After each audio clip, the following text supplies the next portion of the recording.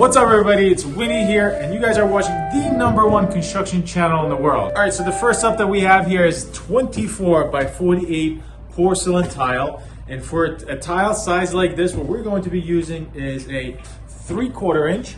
So it's 3/4 inch by a 1/2 inch trowel. You could also use a U-notch trowel, but I wanted all my handles to match on my display. So I got this type of trowel. They didn't have one in the U-notch trowel. So let's get some thin set, trowel it out, and then I'll show you actually kind of how to place it and what the coverage is going to look like after we do that. Anytime you're troweling out, first thing you want to do is kind of push the thin set into the substrate, your surface, whatever. So you basically go like this, and that actually makes sure that it sticks to it really nice. It's kind of like throwing peanut butter on a toast or like smushing peanut butter onto a toast. That's basically the logic here. We're trying to smush that into this big piece of toast. So we'll go like this first. It's called keying it in. We'll do that first, and then we're going to start troweling it out. It is important that we do have directional troweling for a large tile like this. So we want to make sure that that air has room to escape.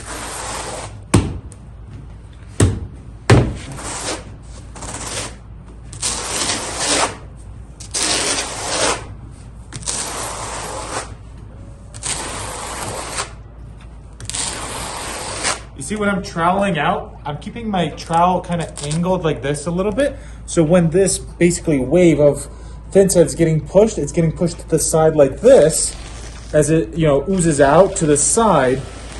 This way I don't have a lot of clumps in the middle.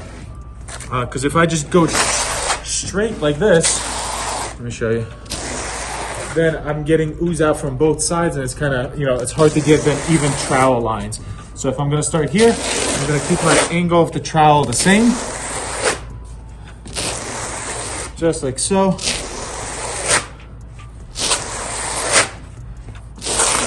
All right, when installing any type of tile, it's very important to back butter, but especially with these big pieces of tile, you have to back butter them in order to get perfect coverage. All it is you flip your trowel around to the flat side, and then you butter your peanut butter your toast with the flat side now instead of the comb side. So you're just working it into these grooves.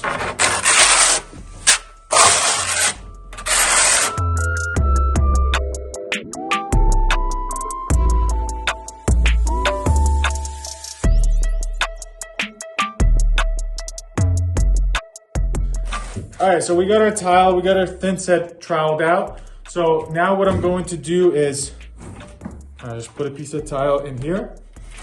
And then as it's coming down, I'm just going to kind of release it and let it come down kind of with its own weight. Just like so, skadoosh. Anytime you're installing this type of tile, you have to collapse the ridges. That was the whole point of directional troweling. So now if you watch this in here, like let's say watch this gap and watch it fill in as I move the tile back and forth. So I'm going to move the tile this way, but about like an inch. And then I'm going to let it come back the other way by about an inch. And then that gap gets filled in. All right, so I'm going to just collect all this. And then we're going to pick this up and check the coverage. All right, so I was lucky enough where I'm able to move the tile side to side an inch. But based on my experience, and I'm sure you guys might be in the same position, sometimes when you're tiling, you don't have an inch of room to move from side to side.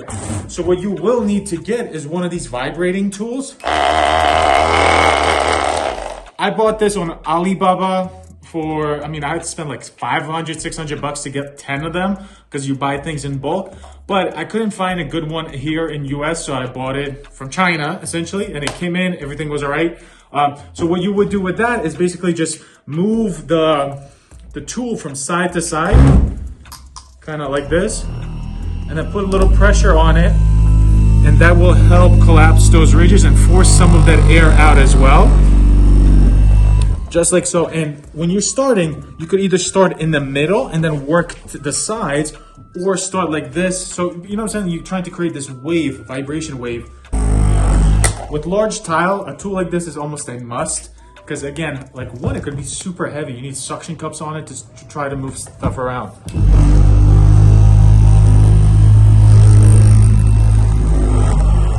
And you feel a little bit crazy, like you could really turn this thing up. put it on your chest and turn it on. Feels like it feels kind of crazy. All right, if you turn this up, this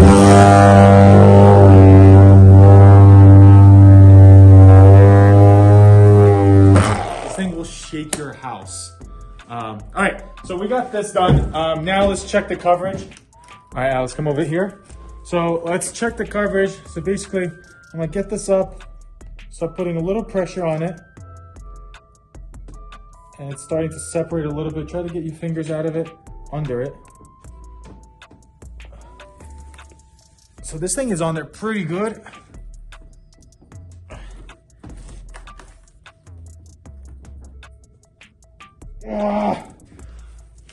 Adrian! All right, let's check that. Let's go. Little spot is kind of like right through here, but this right here is 93% coverage, and I'm really happy with that. Massive piece of tile like this would go nowhere. Our table is kind of bent a little bit too. This is not a perfect substrate or whatever, but I'm really happy with this this tile install right here. So the big thing is the vibration tool. You have to put some pressure on it. If you can walk on your tile, that'd be the best. Like vibrate and walk on it. But if you don't have that room because it's on the wall, lean on it with your shoulder. You have to put weight on it. This is not the same installation as a 12 by 12 piece of tile or anything like that. Also, make sure that if you are working with a 24 by 48 or 32 by 32 piece of tile, that you are charging more, because this is much harder. You're going to use a lot more thin set for this type of install, so make sure that you are charging appropriately.